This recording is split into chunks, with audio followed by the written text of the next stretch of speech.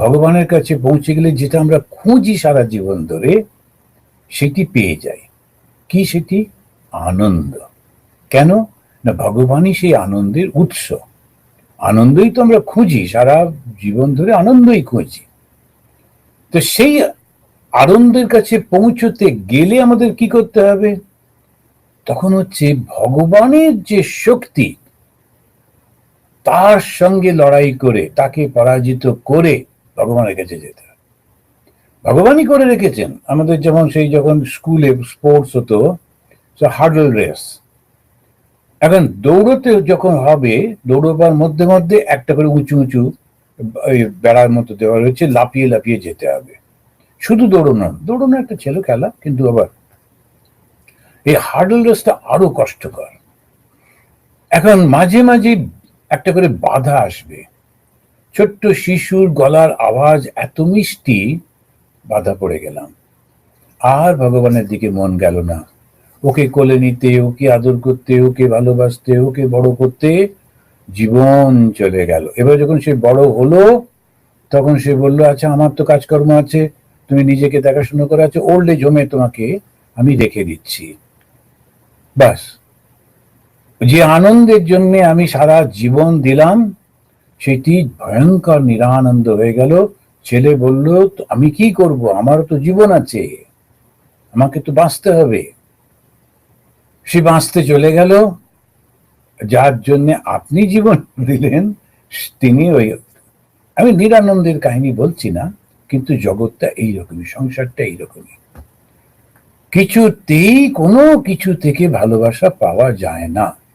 তাহলে আমরা করবোটা কি? কাজ কি করবো না? অবশ্য করব, ভালোবাসবো, সব কর্তব্য করব। ওইটাই ভগবান শেখাচ্ছেন, কিন্তু নিরাসক্ত ভাবে করা কি সম্ভব? ভীষণ কঠিন, অত্যন্ত কঠিন। ওই জন্য তো ঈশ্বর লাভ করা এত কঠিন। নইলে তো সবাই মিলে বসে টসে পরীক্ষা একটা দিত, ব্যাস হয়ে গেল, পাশ করে যেত। তা তো নয়। নিজের মনের সঙ্গেই নিজেকে রোজ রোজ সংঘর্ষ করতে হবে। মনটা কি চাইছে? এই জগতে যেতে চাইছে, রূপ রস শব্দ স্পর্শ গন্ধ। একটা ছোট্ট বিড়াল ছানার জন্য আর ঈশ্বরকে ডাকা হয় না, মন্দিরে যাওয়া হয় না। ওকে কে দেখবে? জগৎ যাকে প্রাণ দিয়ে, ভগবান যাকে প্রাণ দিয়েছেন, তাকে ভগবানই দেখবেন। তুমি যখন ছিলে না, বিড়াল ছানা কি থাকতো না? তুমি যখন থাকবে না, বিড়াল ছানা সব মরে যাবে। আমি না থাকলে কে দেখবে, এই একটা মাথায় ঢুকে গেল। বাস, তাতেই আটকে গেলাম। এবার ওকে দেখতে গিয়ে, আহা কি নিষ্ঠুরতা, যদি না দেখি তো কি হবে? ওইটাই হচ্ছে ভগবানের শক্তি। ভগবান ওইভাবে আমাদের মনের মধ্যে স্নেহ দিয়ে, ভালোবাসা দিয়ে, ঘৃণা দিয়ে, হিংস্রতা দিয়ে নানান রকম ভাবে হার্ডল করে রেখে দিয়েছেন। আর ওই তার দিকে ছুটতে গেলে ওইগুলো লাফিয়ে লাফিয়ে যেতে হবে। আর সেই লাফানো গুলোর নাম হচ্ছে সাধনা। এই ছোটার নাম হচ্ছে সাধনা। তা কে আমাদের গাইড করছেন? ভগবান স্বয়ং, তিনিই বলছেন। তিনি বলতে গিয়ে বলছেন যে মানব জীবন কিরাম যেন, নৃদেহম আদ্যম। এই যে মানুষের দেহটা দেখছো, এই মানুষের দেহটা কিন্তু হচ্ছে সব থেকে শ্রেষ্ঠ জীবন। মানুষের দেহ পাওয়া চারটিখানি কথা না। লোকেরা মানবে না, নানা রকমের সমস্ত কথা বলবে, বিগ ব্যাং থিওরি, সেসব যা হয় হোক, কিন্তু আমাদের শাস্ত্র, আমাদের ঋষিরা নিজেরা অনুভব করে তারপরে বলছেন যে 84 লক্ষ জন্ম হবার পর, 84 লক্ষ জন্ম হবার পর মানব শরীর পাওয়া যায়। আবার সেই মানব শরীর প্রথম দিকে থাকে ওই পশুর মতো, শুধু শরীরটাই আছে, মনটা তো তৈরি হয়নি।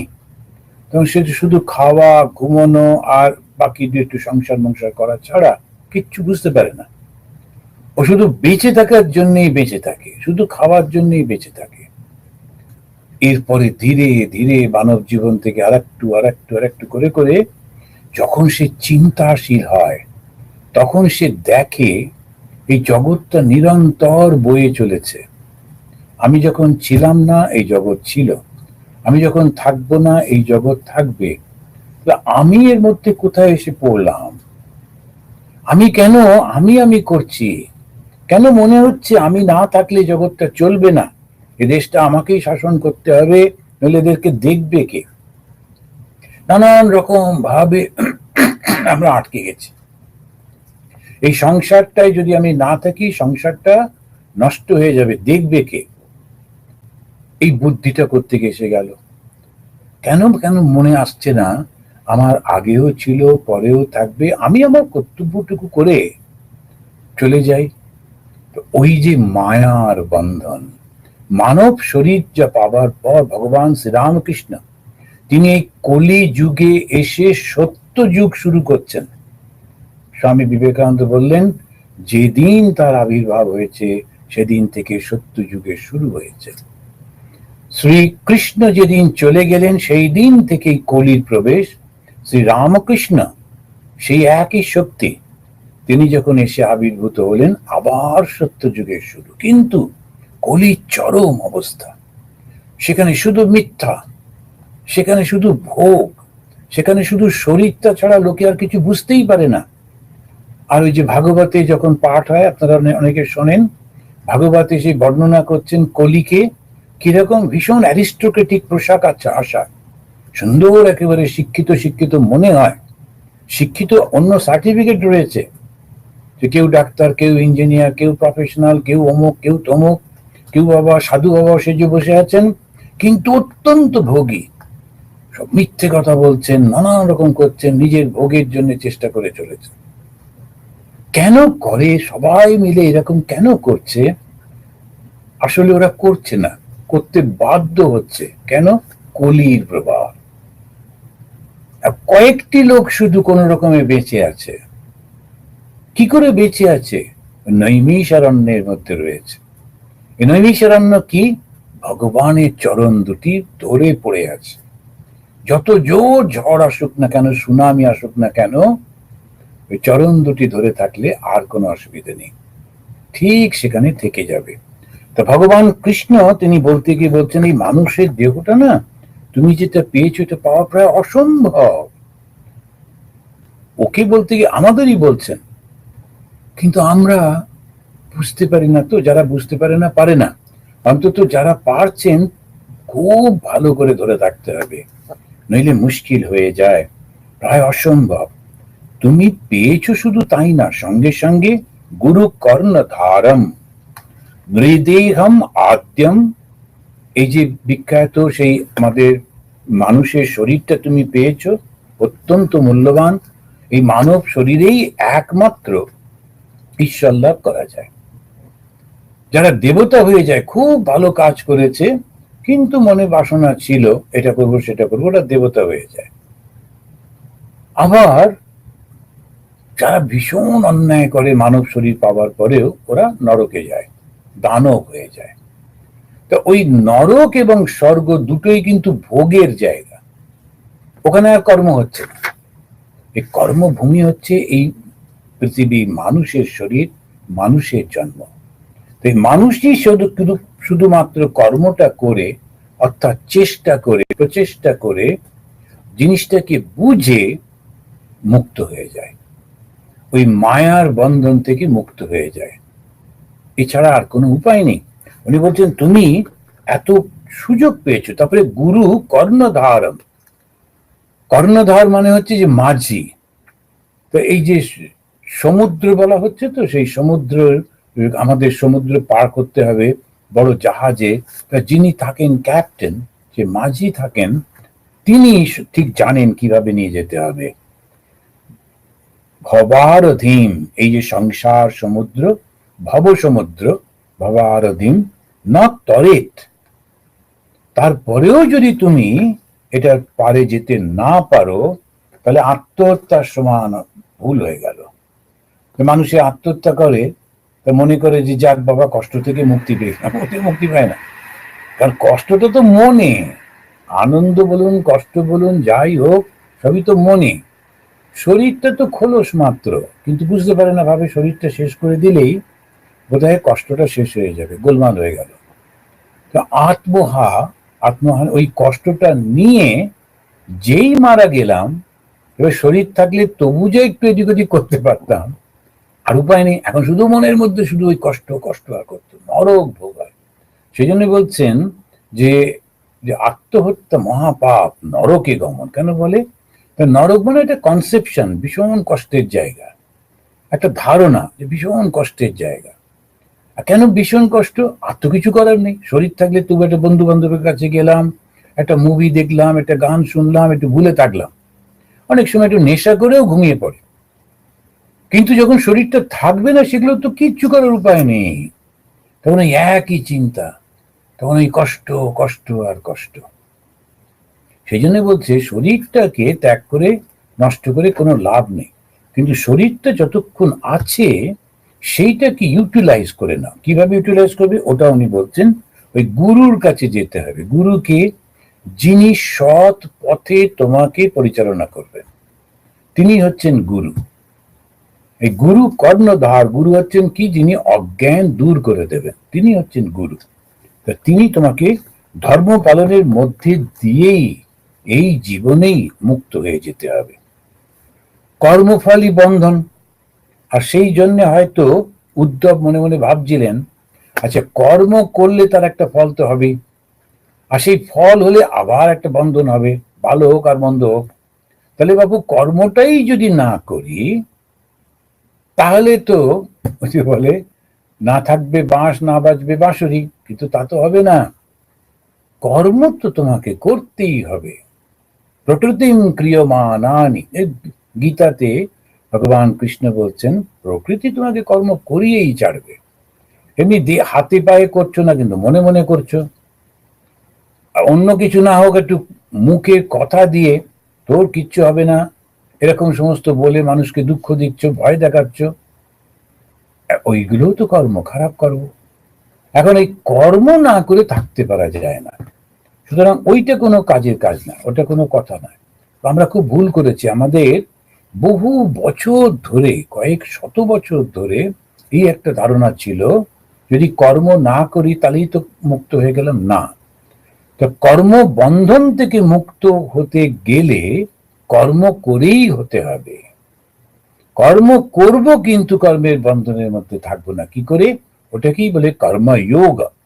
স্বামী বিবেকানন্দ এটাকে খুব বিস্তার করে, সুন্দর করে প্রচার করছেন, শ্রীরামকৃষ্ণ এবং বিবেকানন্দ বোধ। আর এইটাই ভগবত গীতাতে শ্রীকৃষ্ণ তিনি একটা পুরো চ্যাপ্টার কর্মযোগের উপর দিয়েছেন। আর কখন দিয়েছেন? জ্ঞানযোগটা বলার পরই দ্বিতীয় ভাগে, দ্বিতীয় চ্যাপ্টারে তিনি বলছেন আত্মার কথা, বলেই বলছেন কর্মযোগ। তো কাজটা তো করতেই হবে, কিন্তু করবো কি করে? তখনই বলছেন দেখো এমন ভাবে করতে হবে যেন মনের মধ্যে ছাপ না ফেলে, তাহলেই হবে। ওই ছোট্ট শিশুটাকে দেখতে হবে, ওকে ভালোবাসতে হবে, ওকে সাহায্য করতে হবে যাতে ও বড় হয়ে ওঠে, কিন্তু ওর বন্ধনে বেঁধে গেলে হবে না। ওর এই মিষ্টি মিষ্টি কথা, ওর চলন, ওর দেখা, তখন মুগ্ধ হয়ে থাকতে থাকতে তারপরে কখন ও বড় হয়ে যাবে আর আমি থুত্তড়ে হয়ে যাবো, আর তখন আর এক বিপদ। আর তখন সারাক্ষণ এই মনের মধ্যে ওই ছবিটাই থাকবে, আর তাকে খুঁজবো সেই শিশুটা কোথায় গেল। শিশু তখন তখন বড় হয়ে গিয়েছে তো, আর তখন পাবো না, আবার দুঃখ। সুতরাং ওই ভাবের ওর মধ্যে না গিয়ে, ও যতক্ষণ না বড় হচ্ছে আমি সাহায্য করছি, ঠিক আছে, ওই পর্যন্ত। তা না হলে বড় কষ্ট। অনেক সময় শিক্ষকরা যখন শিক্ষা দেন, তো কিছু কিছু ছাত্র ছাত্রী থাকে, তারা মিসবিহেভ করে ফেলে, ভুল সমস্ত করে ফেলে, তখন শিক্ষকের বড্ড কষ্ট হয়। কিন্তু বুঝতে হবে ও না একটা মানে শিশুর মতো, বুঝতে পারে না। আর তারপরে হচ্ছে কি, আমাদের সমাজটা তারা নানা রকম সিনেমার মধ্যে দিয়ে, নাটকের মধ্যে দিয়ে, গল্পের মধ্যে দিয়ে এই যে টিচারদেরকে একেবারে হাস্য কৌতুকের চরিত্র বানিয়ে দিয়েছেন। তো টিচার গুলো সমস্ত নানা রকমের পিকুলিয়ার, আর ছাত্ররাই খুব বুদ্ধিমান, তারা নানা রকমের মজা করছে, ঠাট্টা করছে, সব করছে। আমাদের আগে কি শেখানো হতো? আচার্য মানে হচ্ছে দেব ভব, আচার্য হচ্ছেন দেবতা। ওই শ্রদ্ধাটা যদি না থাকে, হ্যাঁ কিছু কিছু আচার্য তাদের ব্যবহার ভালো ভালো নয়, আর আসলে ঠিক আচার্য হওয়ার জন্য তারা আসেননি।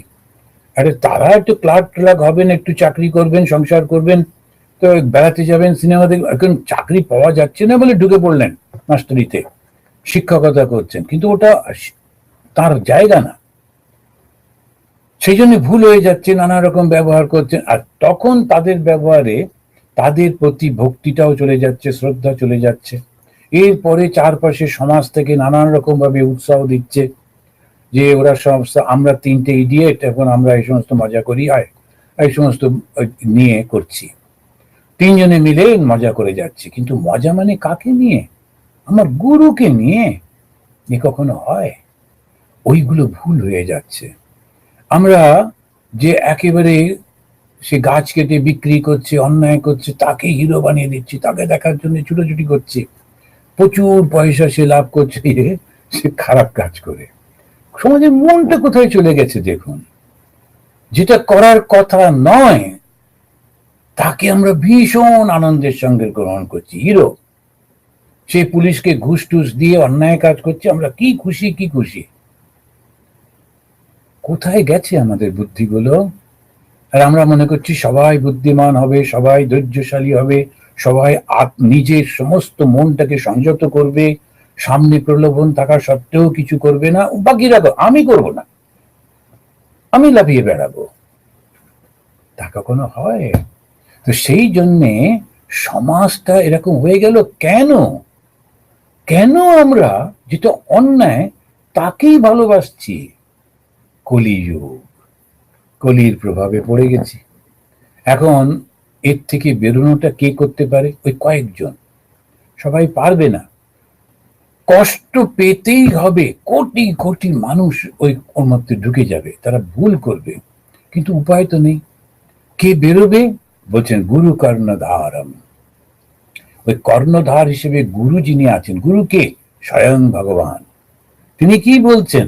মন সমস্ত কর্ম করো, কিন্তু কর্মের ওই ফাঁদেতে পড়ে যেও না, আমি করছি আমি করছি, তুমি না করলেও হতো, তুমি না করলেও চলবে, কিন্তু আমি করার সুযোগ পেয়েছি, আমি ভালো করে করব, বাস এই পর্যন্ত হচ্ছে আমার কাজ। তা যদি না হয় তাহলে ভুল হয়ে যাবে, সেটা যদি না হয় ভুল হয়ে যাবে। সেই জন্যই উনি বলছেন যে ওই গুরু কর্ণধারম, গুরুকে যদি কর্ণধার না করতে পারি তাহলে ভুল হয়ে যাবে।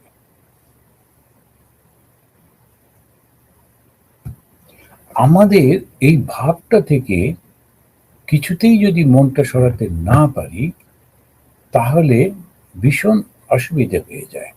কি সেই ভাবটা? এই ভগবানের এই কথাটা শুনতে হবে। তিনি বলছেন যে বিরক্ত সংযত ইন্দ্রিয় অভ্যাসেন আত্মনো যোগী ধারয়েত অচলম মনঃ। এই যে 20 অধ্যায়ে 18 নম্বর শ্লোকে তিনি কি বলছেন? বিরক্ত হতে, বিরক্ত মানে কি? বিরাগ যুক্ত। এই সংসারে কোনো কিছুতে আমি আটকে যাব না। কেউ হাততালি দিল, মান যশে আটকে গেলাম, তখন তাদের বারবার বারবার তাদেরকে ভাল লাগছে, গোলমাল হয়ে গেল। হাত যশে ওই হাততালির মধ্যেও যাব না, নিন্দা মন্দ করছে তাতেও কেঁদে কেটে বেড়াবো না, করলো করলো, আমি জানি আমি কে। এখন ওইটা যদি করতে পারা যায় সেটা হচ্ছে বিষয় বিরাগ যুক্ত। সংযত ইন্দ্রিয়, ইন্দ্রিয় কোনগুলো? চক্ষু, কর্ণ, নাসিকা, জিহ্বা, ত্বক, এই 5টা ইন্দ্রিয়। শুধু কি খাবো কি খাবো এটা করে যেটা করছে ওটা ভীষণ ভুল হয়ে যাচ্ছে। বিরাট একটা লোক, তারা সবাই মিলে যে এইটা না খেলে ভগবান লাভ করা যাবে না, আবার অন্যরা যদি না খায় তাদের প্রচন্ড রাগ হচ্ছে, সেখানে গিয়ে ধমকাচ্ছেন, তুমি কেন খাচ্ছ? আরে আমি নরকে যাবো তো তোমার কি? আমি একটু খেয়ে দিয়ে নরকে যাবো, তোমার কি হচ্ছে? আসলে খাওয়াটা তো ব্যাপারটা নয়, ব্যাপারটা হচ্ছে আমি যে 5টা ইন্দ্রিয় দিয়ে খাচ্ছি সেইটা তো ওর মাথায় ঢুকছে না। এই 5টা ইন্দ্রিয় শুধু কি জীব? চোখ দিয়ে, কান দিয়ে, হাত, আমাদের জিহ্বা দিয়ে তো বটেই, তারপরে হাত দিয়ে স্পর্শের মাধ্যমে, ঘ্রাণের মাধ্যমে, ওইটা সংযত করতে বলছেন, সংযত ইন্দ্রিয়। আর অভ্যাসের দ্বারা মনটাকে স্থির করে ফেলতে হবে। যখন আমরা অভ্যাস করছি রোজ রোজ করতে হবে। রোজ কি আর মন বসে? রোজ তো মন বসে না। না বসলো না বসলো, আমি গিয়ে বসবো। যারা গল্প লেখেন, নাটক লেখেন বা কবিতা লেখেন, ওদের একসময় ব্লক হয়, তারা কোনো ভাব মাথায় আসে না, কিচ্ছু লেখা বেরোতে চায় না, ভাবতে পারছো, কিন্তু ওরা রোজ গিয়ে বসে। বসে বসে পেনটা খুলে ওখানে একটুখানি কিছু একটা লিখলেন, এই করলেন সেই করলেন, অন্তত 1 ঘন্টা 2 ঘন্টা তার টেবিলে বসে বই নাড়াচাড়া করছেন, লেখালেখি করছেন, যা হোক, কিছু বেরোচ্ছে না, যোগ বেরোচ্ছে না, আইডিয়াটা মাথায় আসছে না, তা হোক, আমি এখানে বসবো। ধ্যানও ঠিক তাই। তো ধ্যানের সময় ভগবানকে যখন ডাকতে হবে, আমি গিয়ে বসবো। ধ্যান হলো কি হলো না সেটা ভগবানের ব্যাপার, উনি আসবেন কি আসবেন না, দেখা দেবেন কি দেবেন না, আমারও ব্যাপার। আমার হচ্ছে আমি গিয়ে বসবোই বসবো। এখন সেই জন্য ভগবান শ্রীরামকৃষ্ণদেব বলছেন, এইটা হচ্ছে সেই দৃঢ় চেতা চাষি। বৃষ্টি হয়নি, জল আসছে না, নদী থেকে নালা কেটে জল আনতে হবে, এখন আনতে গেছে, সেই সকাল থেকে নালাটা কাটছে, জলও আসছে, এবার নিজের জায়গায় পৌঁছতে সময় চলে যাচ্ছে, দুপুর গড়িয়ে গেল। তখন স্ত্রী এসে বলছে, অনেক হয়েছে, না বসো, একটু খেয়ে না। যে মূল যে ভালো, সে একেবারে কোদালটা নিয়েই তাকে তাড়া করেছে, তুই আমাকে খেতে বলছিস, খবরদার আমার কাছে আসবি না, যতক্ষণ না এই জল আমার নিজের খেতেতে পৌঁছচ্ছে, আমি খাবো না, কিছু করব না। এখন আশেপাশের লোকেরা বললো, পাগল নাকি, আরে হবে, কালকে হবে, পরশু হবে, তাড়াহুড়ো কি। আর তার স্ত্রীও বিড়বিড় করতে করতে চলে গেলেন, বাবা বেশি দেখানো, আমি আর খাবার আনবো না, এনে না। কিন্তু ওই লোকটি দৃঢ় চেতা, তিনি বলেন, না, আমি তো যা করবই করব। ওই দৃঢ় চেতা না হলে কিছুতেই ঈশ্বর লাভ করা যায় না। এরপরে ঠাকুর বলছেন, ওই কুলকুল করে জলটা তার ক্ষেতের মধ্যে ঢুকছে, ও জানে যাক, এবারে চাষটা হবে এবং চাষে ফসল করব, ফসল বিক্রি করে ছেলে মেয়ে সংসার সবার মুখে হাসি ফুটবে। ও নিজের জন্য করছে না, সবার জন্যই করছে, কিন্তু যেটা ধরেছে সেটা না করে ছাড়বে না। ওইটাই হচ্ছে আসল জিনিস। তো যদি সেটা করতে না পারি, মনকে যদি বসে আনতে না পারলাম, মন যখন খুশি যা খুশি চিন্তা করে যাচ্ছে, সবাই মিলে হই হই করছে, নিউজ পেপারে বেরোচ্ছে, আমিও সে তাতে উত্তেজিত হয়ে তার মধ্যে বসে পড়লাম। তারপরে দেখা গেল কোনো কিছুই হলো না, সবকিছু মিটে টিটে গেছে। তারপরে কি হবে, সময় চলে গেল। আর আমার যে প্র্যাকটিস গুলো ছিল, আমি ধ্যান করতাম, বই পড়তাম, একটু ঠাকুরের কথা শুনতাম, ওগুলো গেছে। তো ওই জন্যে আমি যেটা করব সেটা করব, জগৎ সংসার যেখানে যা হয় হোক, আমি তা কচিত ছাড়বো না। তা মনকে বসে আনাই হচ্ছে আসল কাজ। নানাজন নানান বুদ্ধি দেয়, কিন্তু এখানে ভগবান শ্রীকৃষ্ণ যে উপদেশ দিচ্ছেন, তিনি বলছেন, মনোগতিম না বিসৃজেত। মনটাকে জোর করে বসে আনবার চেষ্টা করুন। অনেক সময় যেই মানুষ দুঃখ পায়, অমনি ধ্যানে গিয়ে বসে, আজ আমি যাচ্ছি নির্জনে ধ্যান করবো, কেননা এই হয়েছে ওই হয়েছে। একদম ভুল। সেই সময় দুঃখটা হচ্ছে কি না, কিছু আমি চেয়েছিলাম, সেটা পরিপূর্ণ হলো না। আমি কাউকে চেয়েছিলাম আমার আপন হোক, হলো না। এসব নানান দুঃখের জন্য আমার মনটা একদম উথাল পাতাল। তখন কি করতে হবে, তখন যাদেরকে পছন্দ হয় তাদের সঙ্গে কি থাকতে হয়, করে ওদের মধ্যে মনটাকে রাখলো। আবার কিছু কিছু সুন্দর বই পড়তে, গল্পের বই পড়তে হয়, কিংবা হাসির কোনো সিনেমা দেখলাম, তখন ওই ভুলে থাকতে হয়। আর যেই ভাবে আস্তে আস্তে করে ওইটা ভুলে থাকছি, আমার ওই মনটা থেকে ওই চিন্তাগুলো চলে গেল, থাকলেও অতটা বেদনা দেবে না। এটা সেই নেশা ত্যাগ করার মতো। যারা সিগারেট ত্যাগ করতে হলে, যখন যারা সিগারেট খায় না তাদের মধ্যে বসে থাকা, প্রচন্ড ইচ্ছে করছে, কিন্তু না না, এই বড়রা হয়েছেন, কি করে খাবো, এই করে করে করে করে ধীরে ধীরে চলে যায়। একবার যেই চলে গেল, কষ্টটা আর কোনো অসুবিধা নেই। সেই জন্য মনটাকে সংযত করতে জোর করে যদি করি, পাগল হয়ে যাওয়ার সম্ভাবনা। ভগবান তাই বলছেন, মনোগতিম না বিসৃজেত। মনকে জোর করে সংযত করবে না। কি করবে, নিঃশ্বাস প্রশ্বাসটাকে নিজের সংযমের মধ্যে আনো। আমি যখনই বসছি, সুন্দর করে নিঃশ্বাস নিচ্ছি, নিঃশ্বাস ত্যাগ করছি, এবারে আমি মনে মনে চিন্তা করছি, আমি যে নিঃশ্বাসটা নিলাম সেটা অক্সিজেন হয়ে আমার সমস্ত শরীর ব্যাপী অঙ্গ প্রত্যঙ্গের মধ্যে নতুন শক্তি নিয়ে আসছে। আমি যেন দেখতে পাচ্ছি সে অক্সিজেনটা সমস্ত কিছুর মধ্যে দিয়ে যাচ্ছে, আমার মাথা, আমার ঘাড় এবং আস্তে আস্তে হাত, এমনকি পায়ের একেবারে গোড়ালি পর্যন্ত সারা শরীরের মধ্যে যাচ্ছে। আর যেই করছি মনটা উইথড্র হয়ে যাচ্ছে, সংযত হচ্ছে। আমি আমার মনকে ওই হাওয়াটার সঙ্গে যেন সারা শরীরে পাঠাচ্ছি। হাওয়া কোথাও যায় না, ও তো লাঙেই যাবে, কিন্তু আমরা যেমন সমস্ত শরীরের মধ্যেই পাঠাচ্ছি, পাঠিয়ে সমস্ত যেন কল্পনা করছি, চিন্তা করছি যে হাতের আঙুলগুলো কত সুন্দর হয়ে যাচ্ছে, শরীরটা সুন্দর হয়ে যাচ্ছে, আস্তে আস্তে আস্তে মনটা শান্ত হয়ে যাচ্ছে। তো সেই জন্যে জিত প্রাণ, প্রাণ মানে হচ্ছে শ্বাস প্রশ্বাস, সেটাকে জিত জয় করতে হবে, জিতেন্দ্রিয়।